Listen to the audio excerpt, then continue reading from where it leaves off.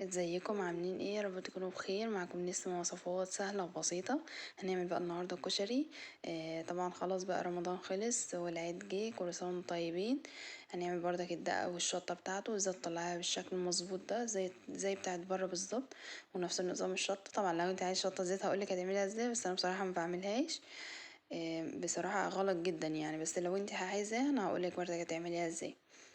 بصوا ما شاء الله كل حاجة، عايزة اقول لكم صح بصوا طعمه بالظبط زي بتاع بره، مش هتفرقيه يعني.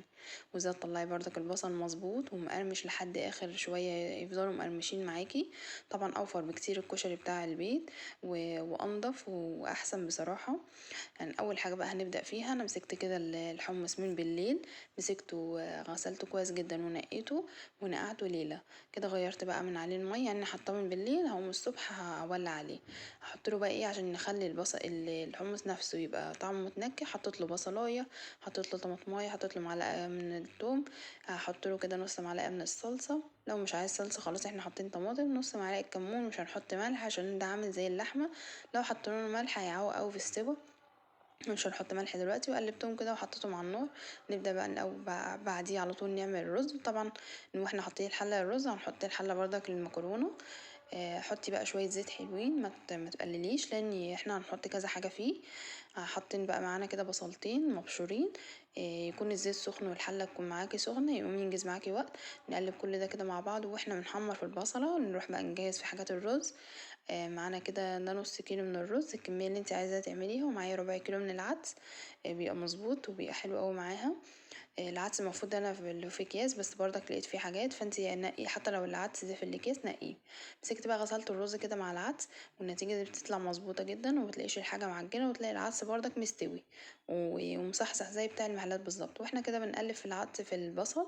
بنحمر برضك الشعريه زي ما قلتلك. الكشري ده عشان يطلع معاكي مظبوط ويطلع معاكي في نص ساعه بالظبط تكوني عاملاه، لازم ترتبي افكارك وتشوفي انت هتعملي ايه. اول ما تخشي المطبخ تحطي كل عين على حله، عليها حله. تنجز معاكي وقت زي ما قلتلك. واهم حاجه بس تركزي الاول في حاجات الرز، لان هو بيبقى خطواته كتير. يعني بيبقى محطوط له كذا حاجه، فتركزي فيه وتبداي هو بيه. وتكوني برضه حاطه الحله الميه قبل ما تعملي الرز، يكون الحله الميه بتاعت المكرونه تكون غلت كده. البصل خلاص بقى لونه ذهبي. هنزل بقى بميه سخنه، لا تكوني غاليه في براد او كاتل. دي مهمه قوي. وهحطها بقى 2 مرات دجاج. الحاجات اللي بحطها دي بتخلي طعم الرز مسكر. وهنحط له بقى معلقه ونص ملح. طبعا الحقيقه دي على حسب ما انتي تبقى عايزاه. ورشه شطه لو مش عايزاها ما تحطيهاش. هنقلب بقى كل ده كده مع بعض. طبعا الميه اصلا كانت مغليه. هننزل بقى بالرز. لو انا مثلا مش عايزه اغلي الميه، خلاص حطي الميه على البصل بارد وتسيبيها يغلي. وبعد ما تغلي حطي الرز مع العدس بالشكل ده. هنقلبهم بس الاول، وبعد كده بقى ايه، هروح نازله بالشعريه اللي احنا محمرينها. انا بحمرها باللون ده، انا مبحمرهاش بالعادي اصلا في الرز باللون ده خالص. بس بتاع الكشري بيبقى عايز اللون ده لان يفضل معاكي مصحصح. لما بتخليه اللون ده بتاخد معاكي سوا شويه. لما بتخليها فاتحه ممكن تعجن معاكي. هنزود بقى طبعا بتاع حوالي كوباية مية للشعرية.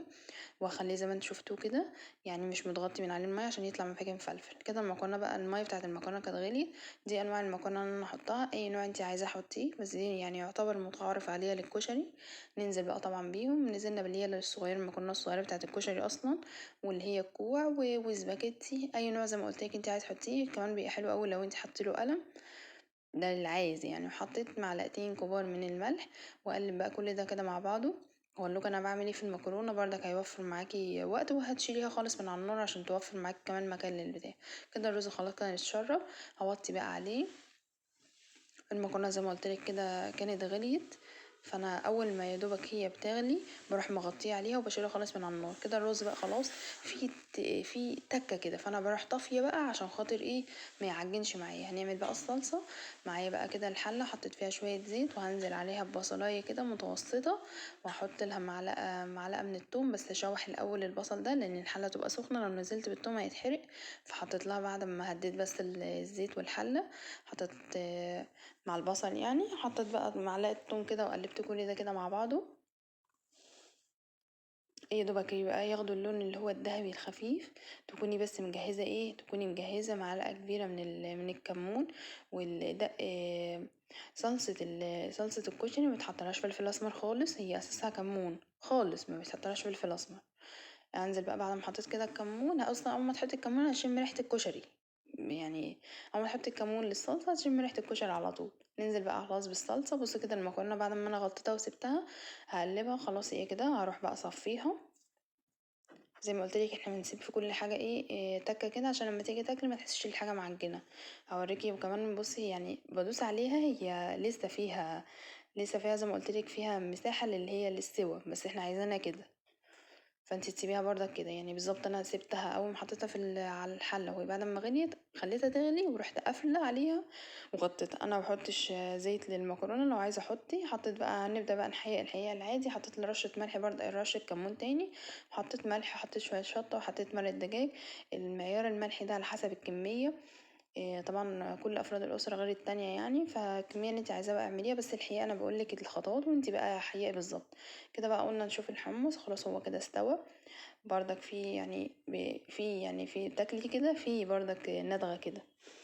خلاص مسكته بقى صفيته وعينت من على البصل والحاجة دي، وخليت بقى خدت المية بتاعته والحمص. واقولك برضك هنعمل بيها ايه. شلت بقى خلاص الحاجات دي هرميها. هنعمل بقى دلوقتي الدقة. معايا كده حلة حطيت فيها شوية من الزيت، وهحط معلقة من التوم.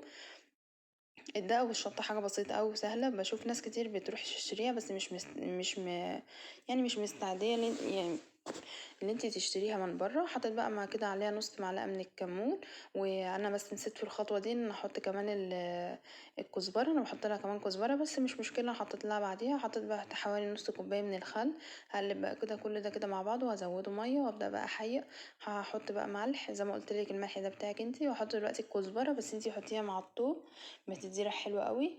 يعني بتاع حوالي ربع معلقه كده. وهننزل بقى بليمونتين كبار، معلش، بليمونتين كبار. وانتي برضك المزازة والحاجات دي على حسب ما انتي عايزة. المية بتاعت الحمص والحمص نفسه بقى هبدأ انزله، لان خدي بالكوا احنا ما حيقناش اصلا الحمص عشان خاطر زي ما قلتلك بياخد سوا لو حطيتيله ملح. هحط معلقة ملح تاني عشان خاطر برضك المية اللي احنا حطيناها بتاعت الحمص. كده بقى كانت الصلصة خلاص اتسبكت وما شاء الله تقلت زي بتاعت بره بالظبط، بتكون تقيلة كده. يلا بقى نعمل الشطة. معايا كده كبشة كبيرة من الطماطم، واحط لها وهزوده مية. الشطة حاجة بسيطة قوي. وتحطي بقى شطة بقى زي ما انتي عايزة، 4 معالق كبار، وتحطي ملح وتسيبيها بقى تغلي وخلاص على كده لحد بس ما تتقل معاكي. بس خدي بالك عشان لو في اطفال غطيها عشان الريحة بتاعتها. مسكنا بقى كده البصل اللي قطعناه جوليان زي ما انتوا شايفين كده، وهحط له 4 معالق من النشا وامسكه وافركه. طبعا النشا على حسب الكميه. انتي حطي مثلا معلقتين لو انتي عامله كميه صغيره، وابداي قلبي. عاوزتي تاني حطي. معايا كده بقى الزيت سخن، وابدا بقى احطه وما تقلبيش. اول ما تنزلي، اول ما تشوفيه بقى باللون ده تحطي له معلقه كبيره من الملح. وخدي بالك البصل اول ما هتحطي له الملح وهتشوفيه باللون ده ما تسيبيهوش، لان هو بيحمر بسرعه جدا في اللحظه اللي انت شفتيها دي اللي احنا حطينا فيها الملح. كده بقى انا خلاص قلبته وهشيله بقى على المرحله اللي شفتوها دي، لان هو بعد ما بيطلع بيبقى باللون ده. لو طلعتيه اصلا اللون ده وهو في الزيت هيبقى معاكي محروق.